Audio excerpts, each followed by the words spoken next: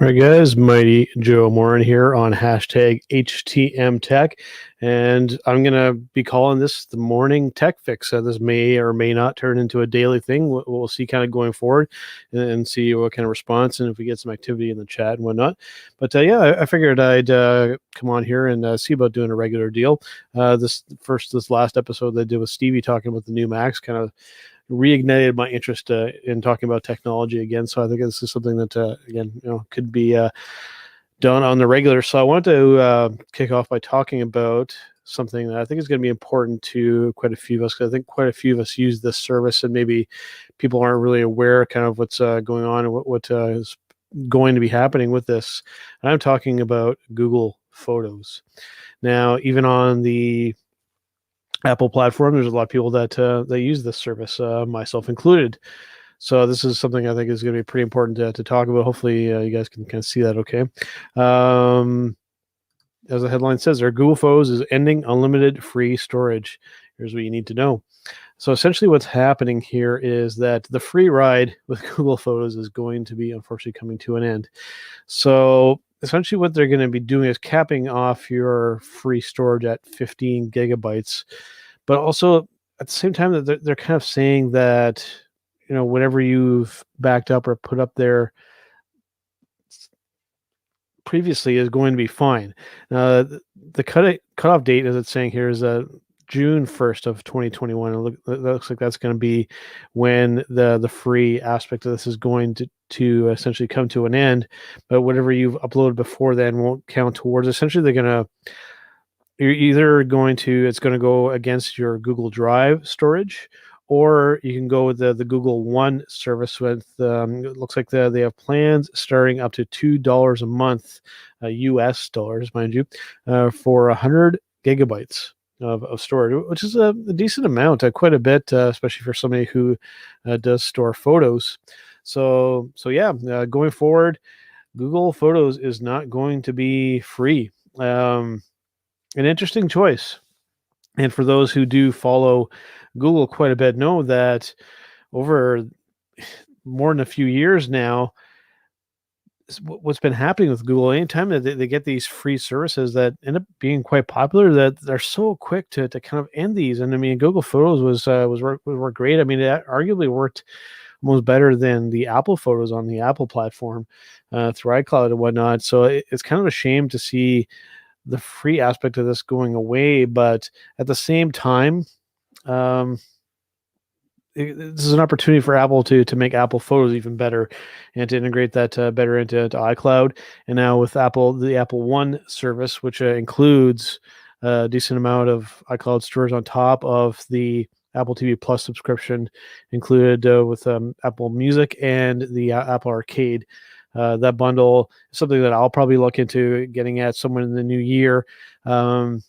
Until I believe it's late February, I'm still slated to get the free Apple TV Plus due to some new Apple devices that I've purchased not too long ago, and they've actually extended how long that's going to be. That it was originally going to be cut off kind of in December, but I think due to when this Apple One service was going to come out, they decided to extend that time into the new year, which is pretty cool. And it looks like they're finally starting to get some decent amount of content there. There's a Tom Hanks movie called Greyhound. I had a chance to check that. It was actually rather good. That Isaac Asimov Foundation, that's set to start in 2021. There's going to be a new season of C soon. The morning show. There's a lot of good. Of course, controversially, all the Peanuts content. Charlie Brown. So Charlie Brown Christmas, Thanksgiving, Halloween, and then there's going to be some new episodes revolving around Snoopy and the kids on there as well. So it's going to be, I think, a good reason to get the Apple TV Plus subscription. But back to what I'm getting at here. Again, Google Photos is, as of June in 2021, it will no longer be free. You're going to have to find some way to kind of pay for this, either fully switch over to iCloud with Apple Photos or just start storing your photos the old way on an old external hard drive, or find some other way to back up your photos, because they're not going to be offering this for free anymore, which I think is a bit of a shame because the service worked rather well. So we'll see how that kind of goes going forward. I think that there could be some backlash with this, and what happens if you don't do anything through them, are you going to lose your stuff? And just there's potentially some bad things that can happen here, but hopefully it all works out for the good. Now, these episodes of this are I'm going to try and keep them to about half an hour, so they may even be a little bit short, because I don't want these to be turned into big, long-winded kind of deals here. But to wrap up this first episode of the morning tech fix, as I'm calling this, I thought I would review a new product that I purchased recently, and this has been a rather popular product, but I've just got my hands on these now, and I'm really happy, and they've been working out great. I got a chance to talk about them, and we are talking about, hopefully you guys can kind of see that on the camera. There we go. These are actually the first generation Apple AirPods, and I just put it back in the box so I can kind of do a little bit of a reveal, but open this up so I can show you guys here. Of course, classic kind of Apple box here. We have the paperwork inside, and then inside we have, I don't know what's going on with my lighting here today, but we have the AirPods themselves in the little charging case. And with this thing, I was amazed when I first took this out of the box just how small this thing is. It's pretty incredible, and it doesn't feel cheap. It is plastic, but there's a metal hinge at the back for when you open them up. But overall, like it doesn't feel cheap. You have these things in here, and you have it in your pocket, and you don't feel like you're gonna have something in your pocket that's gonna break. So on the back here, there's you can't really see it all too well because it's kind of just smooth on the surface, but there's a little pairing button that's kind of built into the back here, and then you open up at the top, and it's magnetic, right? So you can put it back and it closes again. But and then the headphones, the AirPods themselves, are sitting in there, and they also sit in there with the magnet as well, so they stay in there, right? So you can hold them upside down, and they're not going to come out of there. And then a little indicator light will show you whether they're charged on. So right now they're showing green, so that they're fully charged, the AirPods themselves. Now what happens, I'll try to do my best to kind of show you how this kind of works here. You pull up your iPhone, and I'm going to go to my home screen here, and then when you open up the case, essentially what happens is it pops up on the screen, and it shows you the charging status of the AirPods and the case itself, right when you open it up. And then when you close it up, they go away. And pretty cool. And it shows you just right off the hop, the charging level, both the AirPods themselves and the case. And then when you take them out, what's cool is that you'll notice that they look pretty similar to the regular headphones that Apple ships, but there's no cord, right? They're each individual like this, but there's a lot of little extra stuff on here. And what's really cool is when you put them in your ear, it recognizes that it's been put in your ear. And then if you already had something playing, music, podcast, what have you, it'll automatically kind of resume of what you're doing. And another really cool feature that I wasn't even aware of until it kind of happened, I had them on my phone, I was listening to music, and received a text message. And what it does is, I'm assuming it's a setting that's set on by default, and it automatically told me who sent the message and dictated the message to me. And then on top of it all, actually gave me the option to immediately responded to that text message how I wish through Siri. So some really cool stuff, man. Just it's really impressive, and in such a small little package here. And also, they sound fantastic. I know that nothing is really ever going to beat a wired set of headphones, but I mean, for wireless earbuds, these are among the best that you can kind of get. And just they work so seamless, especially if you're somebody who's in the Apple ecosystem, so to speak. If you have other Apple devices, these work seamlessly with those. When you pair them to your phone, somehow through Apple magic, I guess, they automatically get paired with all your other devices except the Apple TV. You have to go and manually do that through Bluetooth if you really wanted to use them with your Apple TV, which is not something you would probably do too often. But if you have a Mac, if you have an iPad, any of that other stuff, your Apple Watch, if you have one, it will automatically pair to those other devices. All you have to do is press one little button in the setting, and then it recognizes these AirPods. It's absolutely fantastic, and I've only had these for a couple days now, and just they've been great. It's something that I've been looking at getting for a little while, and thoroughly impressed with these, and just how portable and I'm really amazed with the sound in these. And a lot of people were complaining about the sound in these, which I don't really understand.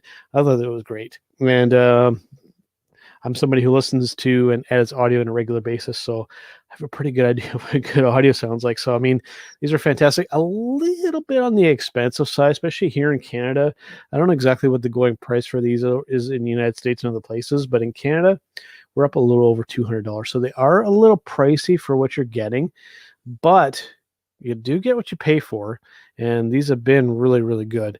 And we'll see going forward if they continue to be good and if they hold a charge. Supposedly, when you charge this case, because there's a little lightning port in the bottom, you charge them up, and I guess you can recharge your AirPods, I believe, up to 5 times on the one charge in the case. So you do get some pretty extended battery life, so you don't always have to be charging these puppies up. I'm guessing you're probably going to get close to the majority of your week out of one charge with the case, depending on how much you listen to. I listen to a lot of music and podcasts, especially if I'm listening to shameless plug, Michael Jargo and Richard Brunson Vickery on the Hitting the Marks podcast. I'm probably going to use up the battery a little bit quicker on this, but yeah, just I'm gonna be testing these a little bit further, and I'll be letting you guys know if there's any issues. But I don't foresee any problems. These work fantastic, and they work seamlessly with the other devices. And something else that I want to kind of mention, I'm not going to talk fully about it on this episode yet. I'm going to save this for the next one, either tomorrow or probably later in the week. I don't know if I'm going to do this on a daily basis, but I want to at least do this a handful of times during the week.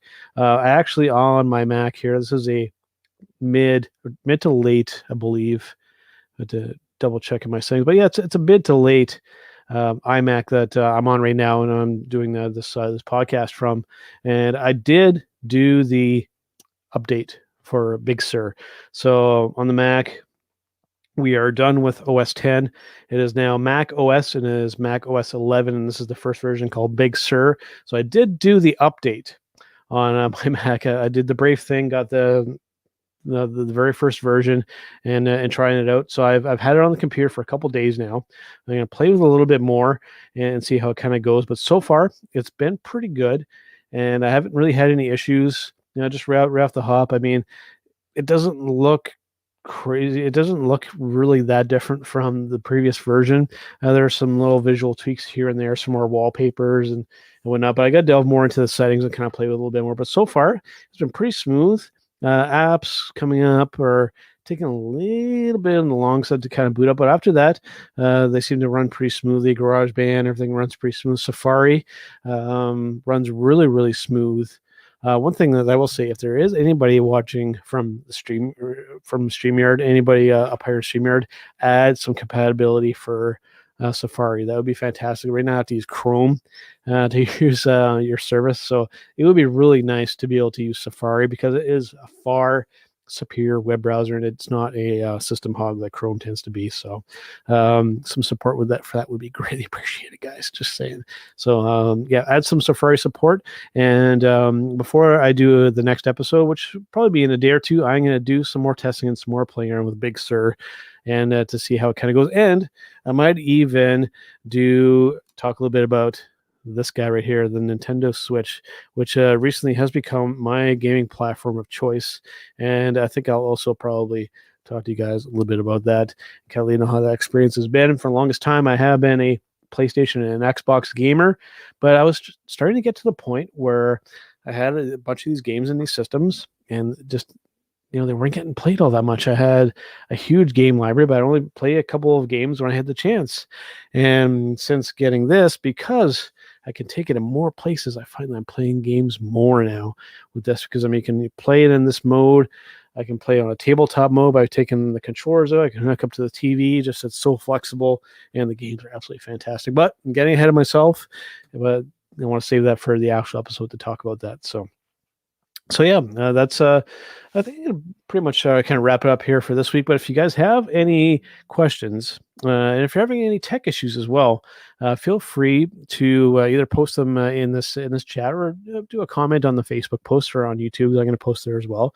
If you guys are having any trouble, I can kind of address them on a future episode and hopefully kind of help solve your problem too. Because I mean, we all deal with technology every single day, and a lot of us do kind of run into some issues. So I will do my best to solve any problems that you guys might have as well, on top of talking about the stuff that I'll normally be talking about. So next episode, again, just a reminder, I'll be talking about Big Sur. I'm going to keep testing that out and letting you guys know how that goes, and be talking about the Nintendo Switch. Really looking forward to that. All right, guys, I will see you on the next one. Have a good one.